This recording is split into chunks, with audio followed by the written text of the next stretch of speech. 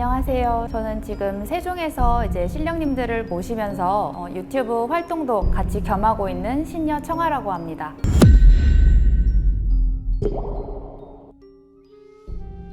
신내림 받게 된 계기라고 하기는 사실 저도 원래 이제 신내림을 받아야 되는 분들은 다 무병이라고 해서 뭐 몸이 엄청 아프게 된다거나 아니면 가족들한테 뭐 문제가 생긴다거나 돈이 됐든 일이 됐든 가족이 됐든 뭐 건강이 됐든 어떤 거 하나가 크게 문제가 생기게 되거든요. 저 같은 경우에도 이제 건강 쪽으로 조금 심각하게 안 좋았던 부분이 있었기 때문에 사실상 무병이 일찍 오기는 했어요. 저는 시작 자체가 7살 때 오기는 했었는데 저희 집안이 사실 다른 종교였었기 때문에 막 이런 거는 아무한테도 말을 해서는 안 된다, 막 부끄러운 거다, 계속 이런 식으로 이제 들으면서 자라왔으니까 이런 거는 뭐 귀신이 보이고 들리고 하는 거는 절대 말하면 안 되는구나 하면서 그냥 모른 척하고 계속 시간이 지나오면서 살았었는데 그 커오던 과정 중에서도 이제 계속 신병을 겪으면서 무병을 겪으면서도 많은 일이 있기는 했는데 계속 이제 내 머릿속으로는 이거는 나 때문이 아닐 거야, 뭐 무병 때문이 아닐 거야, 그냥 우연의 일치일 거야, 이런 생각만 계속 하면서 계속 넘겼었어요. 근데 아무리 이제 제 일을 다 망쳐버리고 주변의 인간관계를 다 끊어버리고 막 돈도 다 없애버리고 그런데도 버티니까 가족을 이제 없앤다고 표현하기엔 조금 그렇지만 가족 관계를 완전히 다 갈라버리시더라고요. 그리고 나서도 제가 눈 하나 깜짝 안 하고 어거지로 버티니까 마지막엔 결국에 제 몸을 아파서 움직이지도 못하게 만들어 버리시니까 여기저기 병원을 안 가본 곳 없이 다 가보고 검사도 해봤는데 뭐 하나 제대로 된 병명이 나오는 것도 없이 너무 이제 아프다고만 하니까 그 마약성 진통제를 처방을 해주셔서 그것만 계속 먹으면서 사니까 사람이 일상생활이 전혀 안 되는 거예요. 이제는 너무 괴롭다는 생각밖에 안 들어서 이렇게 사느니 죽는 게 낫겠다 싶기도 하고 차라리 죽이지 왜 이렇게 살려놓나 이런 생각만 들고 그러다가 마지막에 이제 약속을 한 날이 있었는데 그날따라 아침에 눈을 뜨고 일어났는데 숨을 쉬는 것조차가 너무 힘든 거예요. 너무 아프고 온몸이 다 으스러지고 부서지는 것 같고 눈에는 계속 막 안 보여야 되는 것들이 막 보이고 들리고 하니까 너무 무섭고 너무 힘들어서 그냥 저 앞에 보이는 할머니가 이제 계셨으니까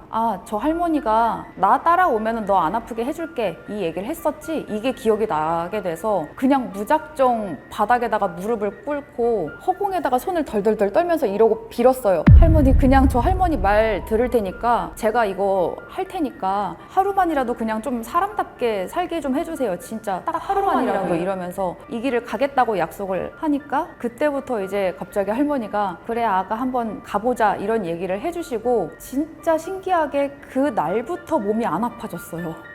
이거는 제가 진짜 지금 무당이지만서도 아직까지도 안 믿기고 신기한 거기는 한데 그 이후로 약을 아직도 안 먹어서 이만큼 그대로 다 쌓여 있어요. 할머니만 빼고 다 천주교시고 저희 친쪽은 이제 그쪽인 거고 외가 쪽은 불교였어요. 좀 많이 나눠져 있죠. 제가 알기로는 가까운 가족 중에서는 없었고 그냥 열심히 빌던 분, 뭐 어느 종교가 됐든 열심히 가셔서 그냥 막 기도만 열심히 하고 외가 쪽에서는 이제 당연히 무당집에 가셔서 막 굿도 많이 하셨다고는 했는데 직접 신내림을 받은 분은 없다고 하시더라고요.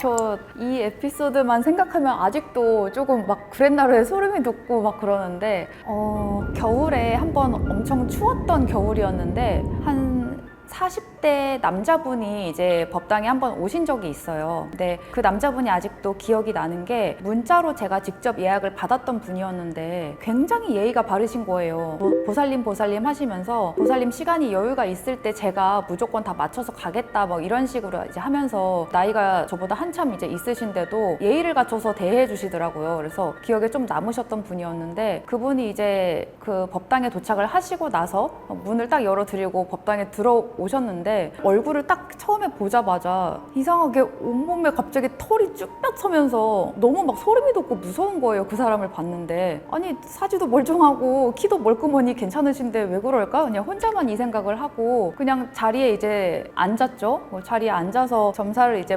봐드리려고 생년월일이랑 이름을 적고 나서 신령님들한테 여쭤봐야 되니까 방울부채를 들고 흔들어서 봉청을 했는데 와 순간적으로 딱 스쳐서 보여지는 그 장면 장면이 이제 제 앞에 계시는 남자분이 어떤 여자의 목을 이렇게 확 하고 누르면서 조르고 있는 모습이 순간적으로 확 스치고 지나가면서 할머니 목소리가 동시에 어디 인두겁을 쓰고 그딴 짓을 하냐는 목소리가 쩌렁쩌렁하게 막 딱 꽂혀서 들리는 거예요. 그때 하필 또 원래 집에 이제 저 혼자 있는 시간이 굉장히 드문데 거의 다 가족들이 같이 있으니까 근데 그날따라 다 어딜 나갔는지 아무도 없어서 저 혼자만 있었거든요. 막 너무 소름이 돋고 무서운 거예요. 근데 그분은 일단은 막 저한테 뭔가 이상 행동을 하거나 그런 거는 없으셨거든요. 일단은 너무 무서우니까 아 빨리 얘기할 것만 하고 빨리 보내야겠다 이 생각만 하면서 이제 다른 얘기를 돌려서 계속 막 이제 좀 시작을 하려고 했는데 그분이 자기는 먼저 이제 말문을 여시더니 아 저는 뭐 회사 일 때문에 승진 같은 것 때문에 이제 그게 궁금해서 왔다라고 얘기를 하시는데 할머니가 점사를 봐주셨을 때는 일이 없다는 거예요. 그분이. 그러니까 그 사람이 말을 하는 거랑 할머니가 일러주시는 공수랑 완전히 정반대로 계속 나오는 거예요. 그러니까 거짓말을 하고 있다는 게 이제 딱 보여지니까 그분이 이제 쓸데없는 얘기로 한 10분 정도 시간을 보내시는데 갑자기 나중에 이제 별로 할 말이 이제 더 없어졌는지 그 사람이 조금 이제 한동안 한 10초에서 15초 정도를 정적이 흐르게 가만히 계시더라고요. 수만 가만히 이렇게 쉬면서 아래쪽을 이렇게 보고 계시다가 갑자기 계속 이제 일관 웃고 계셨던 분이 무표정으로 저를 이렇게 쓱 올려다 보시더니 근데 진짜 할머님이 저한테 아무 말도 안 하세요? 이 말을 하는 거예요. 그 말을 듣자마자 진짜 또 소름이 막 확 올라오면서 이거는 진짜 와 이러다 죽겠다 이런 생각이 들어서 너무 공포스러워서 막 온몸에는 땀이 다 나갔고 한복이 다 젖을 정도고 막 사지가 발발발발 떨리기 시작한 거예요. 근데 그때 진짜 너무 다행이었던 게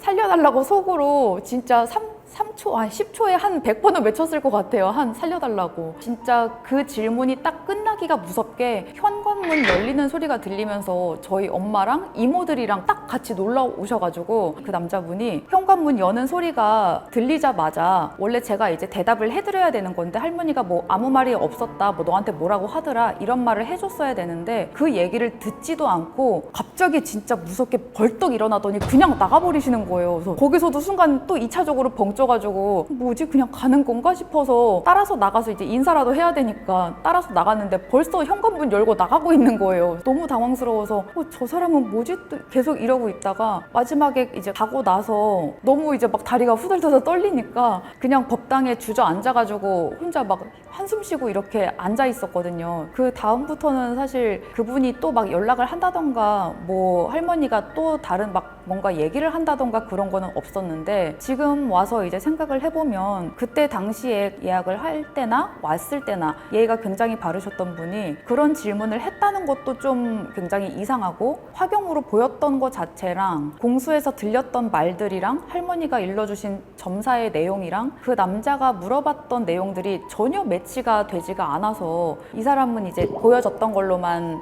토대로 생각을 해보면 목을 졸랐던 그 여자가 이제 좀 잘못됐다거나 좀 본인이 뭔가 범죄를 저지르게 돼서 감옥에 가야 되는 일이 생기게 된다거나 아니면 정말 안 좋은 경우에는 뭐 여자가 달라붙어서 나한테 있지는 않을까 이런 거를 보려고 이제 오셨던 게 아닐까 싶기는 했어서 혹시라도 나중에라도 이걸 찾아올까 봐 지금도 무섭기는 한데 저는 아무래도 아직까지도 그 손님이 제일 무서웠던 분이었던 것 같아요. 귀신이 아니고 사람이 제일 무섭죠, 진짜.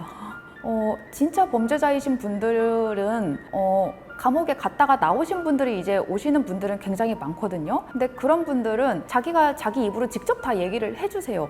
그리고 이제 웬만하면은 할머니도 창살 같은 거를 이렇게 보여주신다거나 아니면은 그냥 아이고 어디 갔다 왔네 이렇게 얘기를 해주신다거나 하는데 얘기를 안 하는 사람들은 꼭 뒤가 뭔가 안 좋은 게 있기는 하더라고요. 근데 저는 들어보기는 그 이제 일화로 인터넷으로 보기만 한 거지 실질적으로 그렇게 영혼이 거꾸로 서서 들어온다라는 거는 한 번도 다른 선생님들한테도 뭐 들어본 적도 없고 있을 수도 없다고 얘기는 하시기는 하죠. 그거는 그냥 조금 무섭게 이렇게 지어낸 게 아닐까 그냥 이런 생각이 좀 들기는 하는데 실제로 법당에 들어올 때 영혼이 같이 들어오는 경우는 극히 드물다고 보시면 될 것 같아요.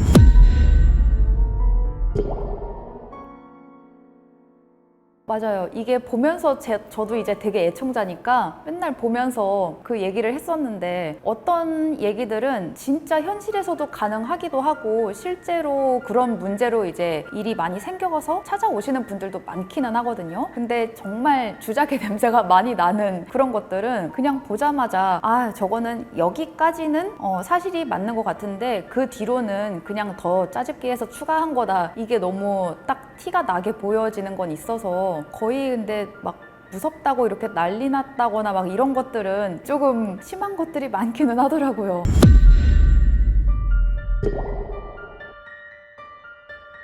네. 죽은 돼지라거나 죽은 소라거나 이런 동물에 관련된 그런 꿈들은 거의 이제 조상이랑 관련이 많이 있거든요. 그래서 사실 그분이 이제 어떤 색깔의 돼지가 어떻게 죽어 있었고 어디서 어떻게 발견했는지에 따라서 조금씩 이게 해석이 달라지긴 하는데 기본적으로 죽은 동물을 보거나 뭐 내가 가지고 왔다거나 남을 넘겨줬다거나 하는 거는 내 등 뒤에 있는 악귀와도 비슷한 조상을 넘겨주는 거랑 이제 비슷하다고 볼 수가 있어서 웬만해서는 그런 꿈을 꿨을 때는 그냥 남한테 팔거나 그러지를 마시고 차라리 너무 찝찝하면 무당집에 가서 좀 풀어내시는 게 더 깔끔한 방법이니까 그렇게 하시는 게 더 좋을 거다라고 얘기를 드리고 싶어요. 진짜 남한테 그런 안 좋은 꿈 팔면은 그게 다시 돌아올 수도 있거든요.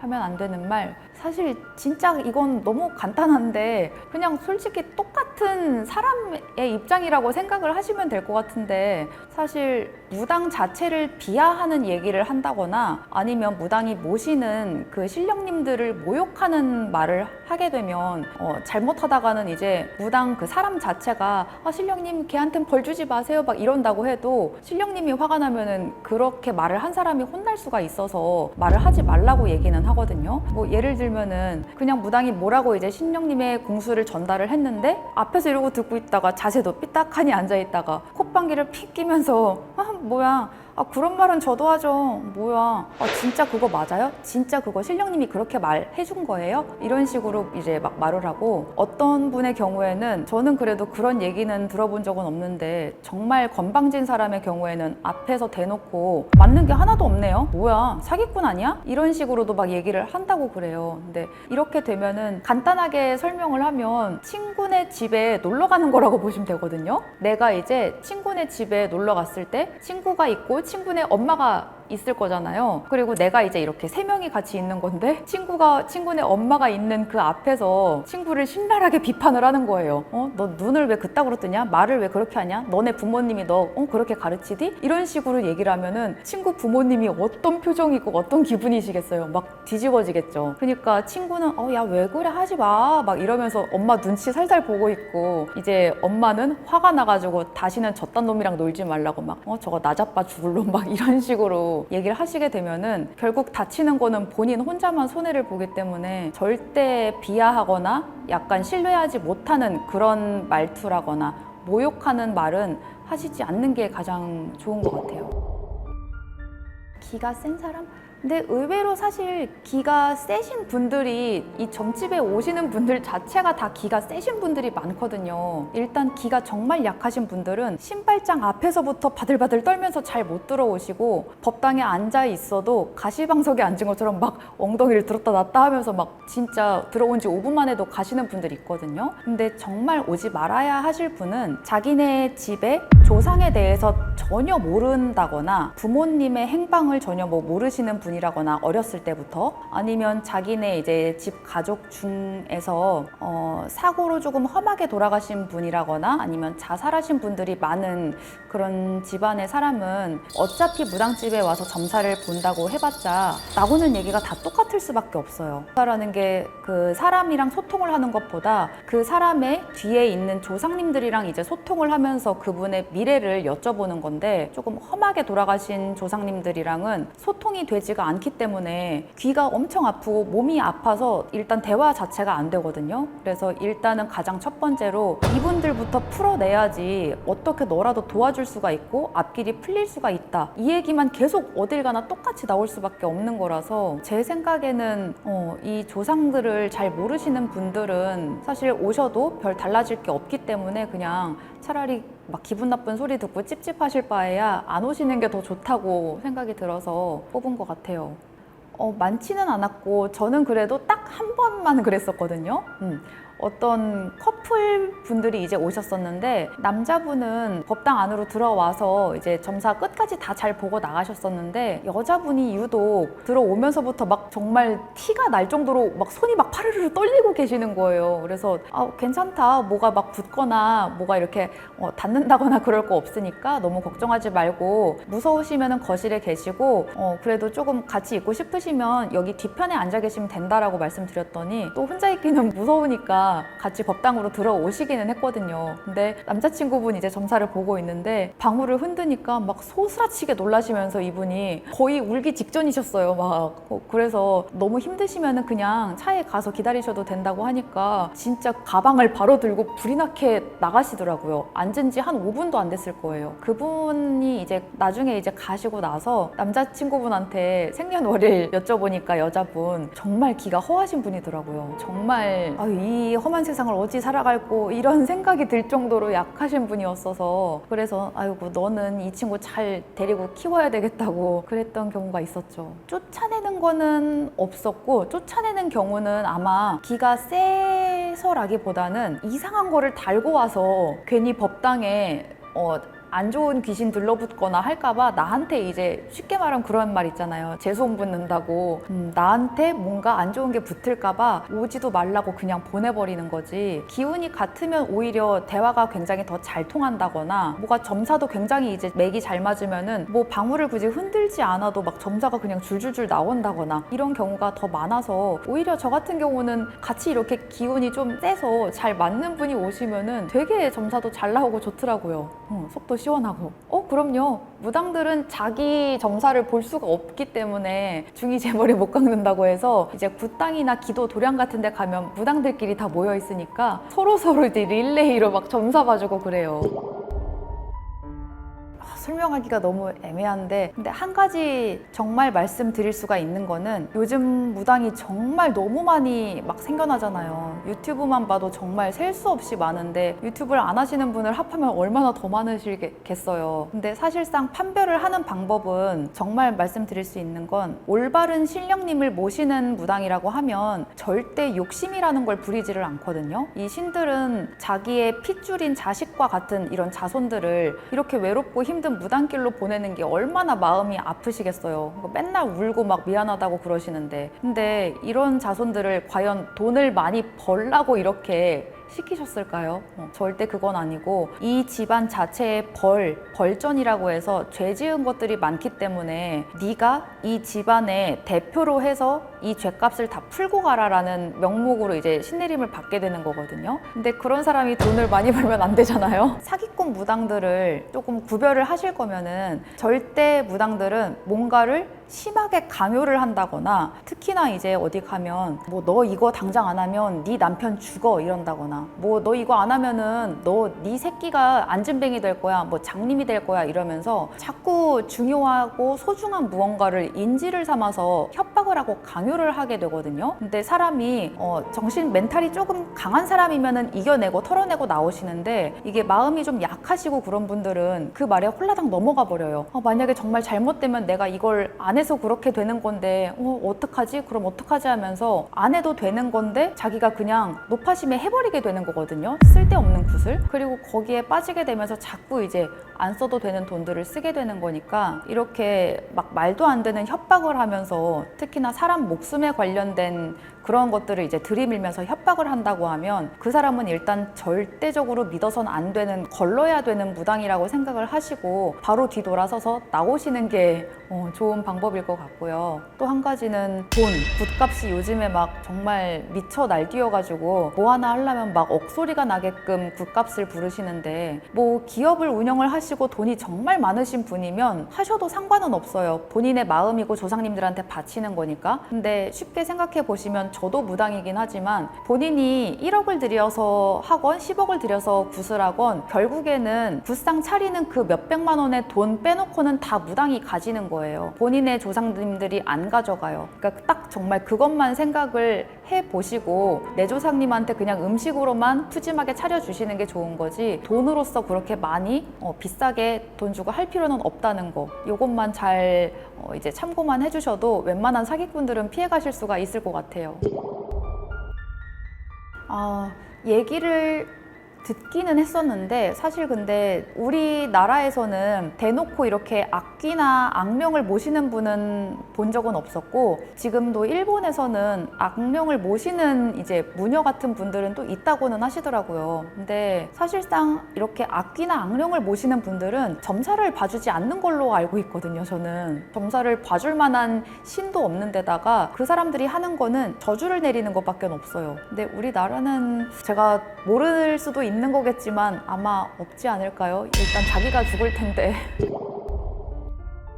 현재도 시골 같은 데에서는 옛날 방식 그대로를 이제 고수를 해서 하는 분들도 당연히 계시긴 할 거예요. 우리가 모르는 것 뿐이지. 그리고 지금도 태자귀를 만드는 거랑 좀 비슷하게 해서 뭐 조금 이제 영력이 떨어진 무당들이 그런 안 좋은 행위를 통해서 이제 조금 영력을 높이려고 하시는 분들도 계시거든요. 근데 지금도 사실 그런 행동을 하면 당연히 범죄이기 때문에 안 되긴 하지만 하시는 분들이 종종 계시다고 듣기는 했어요. 피해갈 수 있는 방법? 사실 피해갈 수 있는 방법은 없을 거예요. 잘못 걸리면 진짜 걔네도 죽고 우리도 죽고 뭐 다 그냥 파국이라서 웬만하면 그냥 도망치고 살려달라고 비는 게 최고의 방법일 것 같은데요. 소름.